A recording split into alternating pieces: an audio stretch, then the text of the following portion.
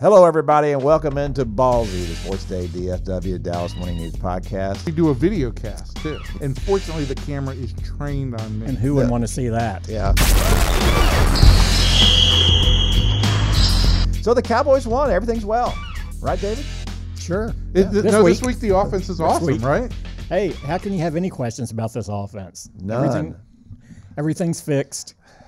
It was just a little bump in the road those first 3 weeks. I will say this, coming back home, what is it about the NFL? Why, these are grown men, the professionals, and they go on the road. Say grown-ass men. Yeah. Is the vernacular at the moment. What's with the NFL these days? Yeah. But you go on the road and you can't win on the road. Oh no. Then you come home. Oh yeah, we'll win here. We'll win here. This is like little kids to me. It's like you need to be able to take this act on the road with you, pal. If you can't win on the road, if you're a good team, you need to be doing that too. And you can't just always retreat to come home. But that's what happens with not only the Cowboys but most of them. This season, this has been a dramatically different team at home than they've been on the road. Yeah. And two of their next three are on the road. Yeah, and that's so that we'll see how they bounce back out of that. To me, the things they did against the Lions was the typical old school Cowboys formula for success. We'll get up here. Even if they're not up early, they're close. You can still run the ball. You can still do the things that form their identity and allow them to get that established. And they did that. And, the Lions never really got up on them very much, and so that enabled them to do these things. And then they're doing the things, and they're splitting Zeke out wide. They're doing stuff like that, and then they're throwing him the ball downfield, for that matter. And not just as a default mode. I mean, he was 11 receptions for 37 yards coming into the game. His screen pass that he scored on in the second quarter went for 38 yards. So that one pass was more than he had in the first three. Right. Too often in those first three games, he was the dump down option. Okay, there's nowhere else to go. They weren't really devised for him. Right. He is not only your best, at this point, arguably your only consistent playmaker on the offensive side of the ball. Construct something for him in the passing game where you're going to him and get him in space, and you saw them do a better job of that. Another thing they did in this game, which I think was key, is that they came out 9 of their first 20 snaps were no huddle or hurry up offense.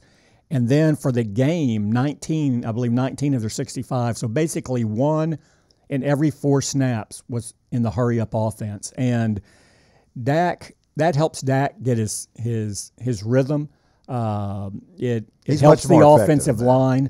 Yeah. And I think you're going to see that really to the percentages we saw at this past game more going forward. This receiving core, the tight ends included, is just not doing a lot for it. I watch these guys catch the ball, and it's amazing to me on their technique sometimes. Even Cole Beasley, he's as good as they get on this team. He runs great routes. He's got really good hands. He does a great job. But a couple of times on balls above his waist, he's reaching out with his hands like this instead of taking his hands like this. Mm-hmm. You put your hands like this, you can reach further, and it's above your waist. That's good radio. Yeah, like this. We're on YouTube here. Okay, but when you're above your waist, it's palms out like this, not with your hands like turned out like this. And there's too many times when I see these guys do that, or they're trying to catch the ball in with their body. There's not a lot of hands catchers on this team. The two teams that are scoring less than them are Buffalo and Arizona. And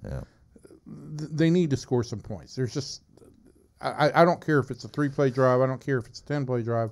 They've got to be more effective at. And that's the other thing. They make it too hard on themselves. Yeah. Even this past game, I thought they played much better, but in some ways it shouldn't have been that close the way they played offensively. They should have, because again, they settled for some field goals early. Well, I get the impression that Jason Garrett would be very, very happy to every week have a game come down to a last play field goal.